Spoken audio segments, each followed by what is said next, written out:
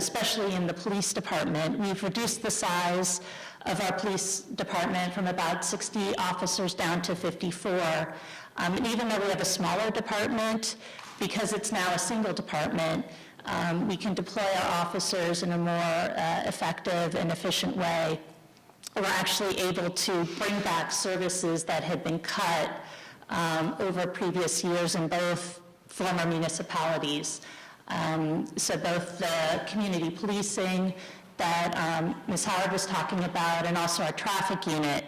And in Princeton, the biggest police complaint we get is for speeding, but both communities had to eliminate their traffic departments because of budget pressures. So we're able to bring that back, and just, driving around town, I get comments all the time that people see more police out than before. And just anecdotally, over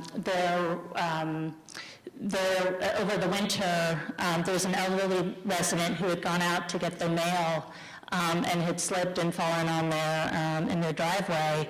And because of the way the police department is trying to address being out and providing service to all parts of town. There just happened to be a police officer driving in that quadrant that found the resident there within just a few minutes of him having fallen, and was able to get attention right away. And I think it just shows that we're able to provide the services. We're really sensitive to making sure that people don't see that diminution of services. Thanks, Liz. So the other thing I didn't touch on, but I just wanted to end with, when we ended up consolidating our municipalities together, a lot of people talk about cost savings, and Liz touched on that, and it's important that, that everyone's aware that really we focused on, obviously, just the municipal piece. That's what we had control over. But there's also not only that short-term impact of the cost savings, but there's also a long-term impact. And one of the things that we didn't really talk about during our study process, we touched on it, but we didn't quantify it, was the issue of cost avoidance. When you have two separate municipalities, there's also real estate assets that you have. And one of the things that we were looking at before we consolidated, the township and the borough provide a home to a nonprofit called Goerner House. And we were looking to basically bond to build a new facility for Goerner House that would be, somewhere in the $4 to $7 million range. We no longer have to do that, and we no longer have to do that because we only have one town hall now. The other town hall we repurposed for Goerner House, and it gave us an opportunity to avoid a significant cost to the community. And we're seeing that in other areas as well when it comes to public works. Having two separate public works departments, we don't need two separate public works facilities. There is a somewhat of a tangible long-term fiscal impact to consolidation when you start to plan as one single community, both from an infrastructure standpoint and a service delivery standpoint. And while that maybe cannot be quantified initially during your study process, it will certainly impact the community over the long haul. And if we were able to take today's Princeton Township budget and today's Princeton Borough budget and put them together, there's inevitably going to be increases in municipal budget because costs rise over time. But because of the savings that we've been able to realize and the savings that we are ramping up to ultimately achieve at full implementation, I think the town will be better off, and it'll be better off not only from a fiscal perspective, but also from a service delivery perspective.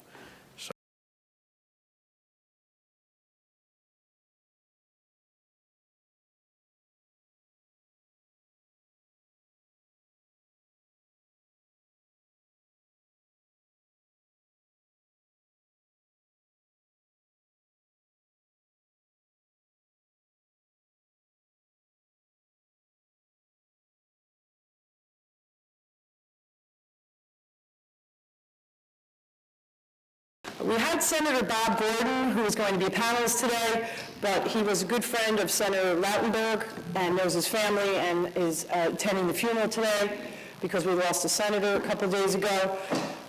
Senator Gordon is a legislator that is very big into consolidation. Legislators have to say the three things that they want to focus on, and Senator Gordon has continually put municipal consolidation as one of his achievements. He was on the special legislative session in 2006, and he now has introduced legislation S2679, which was introduced, which is trying to help the consolidation process by untangling some of the problems that the Princetons and Scotch Plains and Fanwood and other towns have encountered. So he is a tireless champion of municipal consolidation, and he's in the Senate of New Jersey. So I just wanted to let you know that.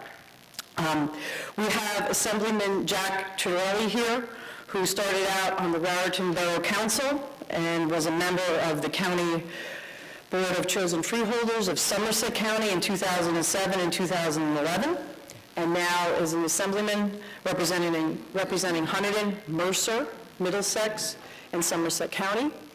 He's had an interesting experience with the Somerset County Police consolidation effort, and it's really nice that he's here today to share with all of us his experience. Thank you, Assemblyman. Thank you, Gina, and I think it's, I don't mean to be funny, or it may sound funny, that we follow a success story with a failed consolidation. It's often said there's more we learn from failure than there is from success. I think the Princeton folk just did a magnificent job, but we failed in Somerset County, and there are a number of very, very good lessons learned. The one thing Gina wanted me to do more than anything today was to communicate the lessons learned for anyone else that's thinking about consolidations. And so, in Somerset County, the genesis of it all was that I love a challenge, and I had, there was an opportunity to run for a freeholder, and the reason I wanted to run for a county freeholder here in New Jersey in particularly is because I don't think it's an accident that their property taxes are lower in our neighboring states, and in our neighboring states, the predominant deliverer of municipal-like services are counties. And county government in New Jersey is the only regional service provider. So with that in mind, I gave great thought to, and I ran on a platform of this. This was my platform when I ran as a freeholder, and all my colleagues said, "Are you crazy? Don't you want to get elected?" And I said, "I do want to get elected, but on these terms, because this is my passion. My passion is not to control property taxes. The 2% property tax cap is a magnificent tool. But all it does is minimizes increases in something that everyone agrees is already too high. Can we possibly decrease property taxes? Princeton proved you can. You can. So these were the questions that I asked when I ran for freeholder. And when I was elected on that platform, I then had to rack my brain and say, but where do I start? Certainly not with politicians. I need an objective, competent platform upon which to have this discussion. And lo and behold, when I got to Somerset County, what I learned is that there was a very, very active Somerset County Municipal Managers Association. These are the chief operating officers of every one of our municipalities, people like Bob. They know the towns in and out. They're very, very competent operational experts and financial experts because they usually put together the budget. And so they were very, very motivated by the fact that the county was going to take a lead role in partnering with them. So we had a grand summit. And I want to make the storyline short with this 10-slide special. But basically what I asked them at that summit, 18 of the 21, we have 21 towns in Somerset County, 18 showed up and said, what are the areas most ripe for consolidation? I'm all for the consolidation of municipalities. In fact, in my legislative district, I had two of our, how many donor rolls do we have in New Jersey? No, maybe 30, I think. Oh, 30? No, I didn't think there were that many. But I have two in my district, now only one, because of the Princetons. The other one is Flemington, which is completely surrounded by Raritan Township. The other one was the Princetons. So I'm all for the consolidation of towns. But where towns don't want to consolidate, that doesn't mean we can't consolidate services. And I thought Somerset County would be ripe for this. We were one of the first counties when the state said umpteen years ago, everyone has to have a recycling program. No municipality ever had its recycling program unto itself. Somerset County stepped to the fore and provided recycling to all 21 towns. Our county dispatch, which is imperative to police operations. When I became freeholder, 11 of our 21 towns were already on county dispatch. They were already on county dispatch. And so I said, you know what, this is a county with a lot of equity, which is one of the things that appealed to me in running for freeholder. And so I've lost my big screen here. Let's see. It's still up there, though, right? Okay. So, I'm sorry, how can I get that one back? Does that mean I was talking too long? Through time. Oh, is that simple? Just touch it? Don't worry about it. We can move on with this one. I'll just, can you get rid of that image? No, we can't. Okay, no problem whatsoever. Anyway, what came out of that Grand Summit with the municipal managers was they identified 12 areas they thought were ripe for consolidation of services. I've been asked them to stratify those. And it was their decision, the municipal managers, who decided that we should, in partnership, analyze the consolidation of our 19 police departments. They wanted that one because they knew it offered the greatest savings potential, but also because it would take the longest. So why not start there? Why not start there? And I think they felt confident starting there because they would play an integral role in how things would go. I went back to the Free Little Board and we authorized an expenditure of $100,000 to hire a consultant. And what that consultant would do is help us through phase one. Phase one was a very, very detailed RFI that went out to all 19 police departments. 21 towns, 19 police departments. Rocky Hill and Millstone do not have their own police departments. Their square mileage combined is about 3/4 of a mile, and the population on Sundays when grandparents visit is about 822. While we were gathering information from that RFI, our consultant, for $25,000, went and identified comps. What was a comp? A comp was a county in a neighboring state that had the same population as, basically the same population as Somerset County, the same square mileage, the same demographic. And so what I'm sure is already crystallizing in your mind is when we got the 19 RFIs returned to us, he was able to aggregate that, and then he compared it to the comps in order to come up with an apples-to-apples comparison to see if we go to phase two, which I'll tell you about in a second. Well, that comparison told us to go to phase two. The reason it told us to go to phase two is because when we combined the aggregate cost of our 19 police departments through the RFI with the comps that he identified from counties similar to Somerset County in population, square mileage, demographics, the savings were off the charts. The savings were off the charts. And so we decided to go to phase two. Phase two, we were going to pay this consultant $100,000. And by the way, consultant was somebody who worked as the administrator and budget director for the city of Newark. He was somebody who has represented police and body arbitration cases. I kind of like that, right? Because obviously he was a friend to police unions, having represented them on their side of the desk in arbitration, but had a long record of budget expertise, administrator expertise. He knows municipal government. His name is Tom Banker. Some of you may know him. And so we went to phase two.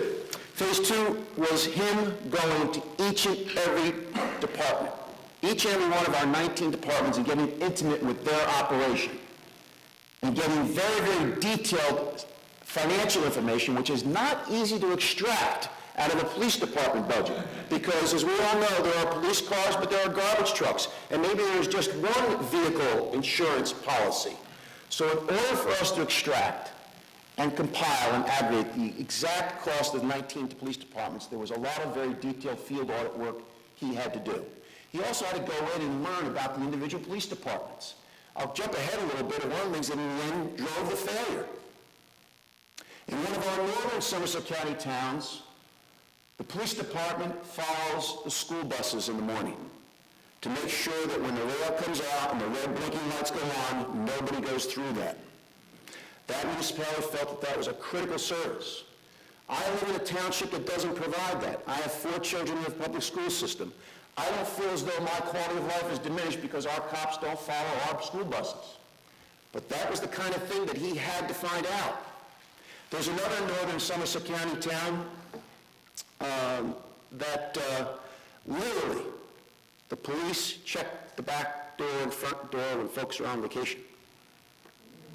I'm not joking, nor am I criticizing. That's the quality of life they want there. The audit was extremely revealing. We have patrolmen in some municipalities in Somerset County that are making more than chiefs in others. So phase two was very, very revealing in a number of different ways. And we were completely transparent in what we're doing all throughout the process.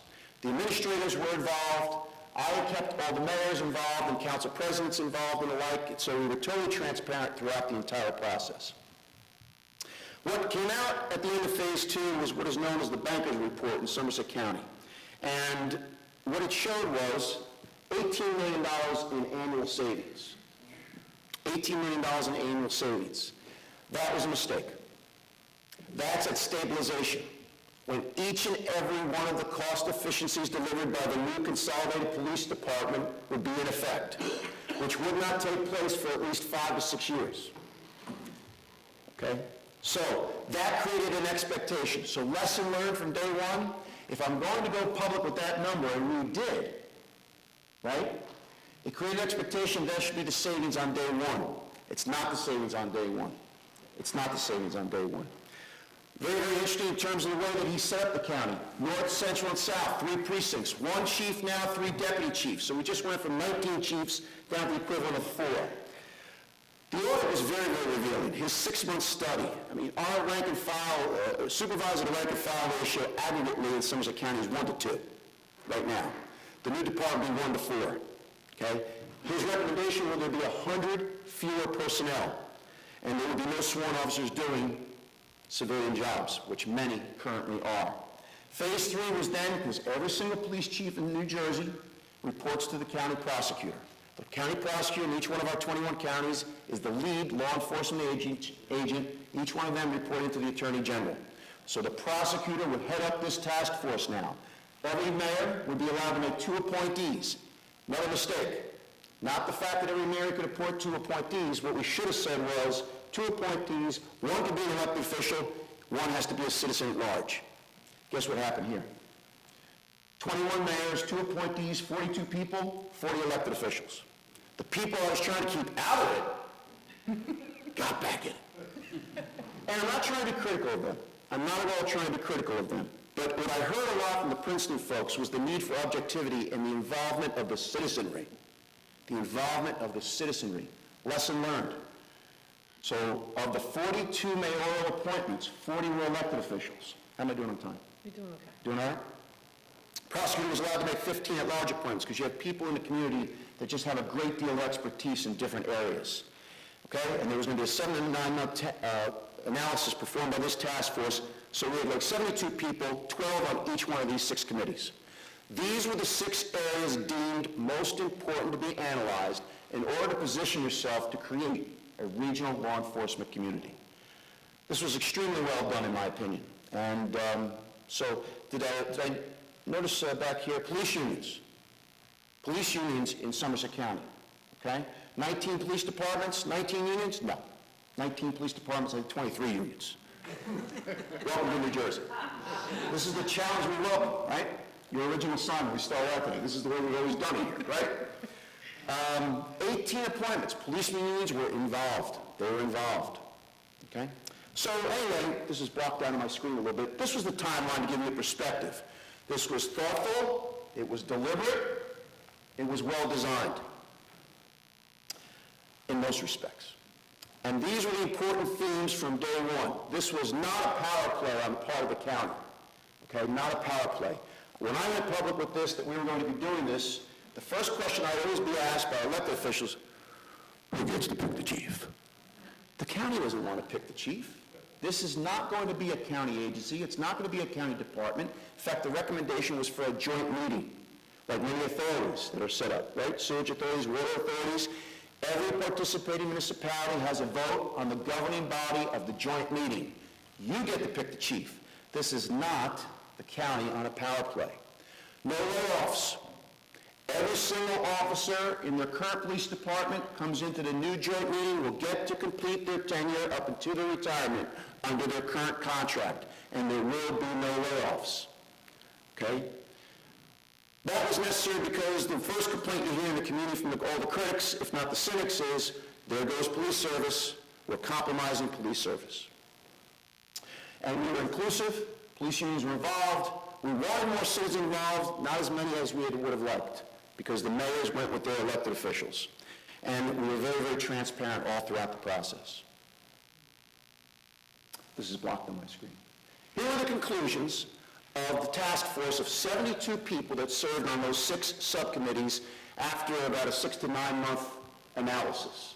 They worked diligently. They met gathered every 1 to 2 weeks. Experts were brought in from around the country. I wish I brought it today. It's pretty, the optics of it are pretty great. The final task is about this thick with the 6 committee reports, and in the front is the prosecutor's statement, overview, recommendation. And here are the conclusions. So we didn't go exactly with what the consultant proposed. The task force decided not to have 3 regions, north, central, and south, but 5, to better group the most homogeneous communities. That was his recommendation, right? So we ended up with 5 police regions and precincts, 1 agency head. The recommendation by the task force, we now went from a 1 to 2 supervisor to rank and file ratio to 1 to 4, more reasonable. Every management textbook talks about somewhere between 1 to 4 and 1 to 6. We were actually going to increase patrol persons. Now, I got to tell you, the one committee that decided the organizational structure was also a committee responsible for manpower. That had 12 people on it. 8 were police personnel. 4 were administrators. So we actually had, on the committee that decided what the structure was going to look like, 2/3 of it were police personnel. 6 of the 8 were chiefs. 2 were union representatives. 12 more cops. 12 more cops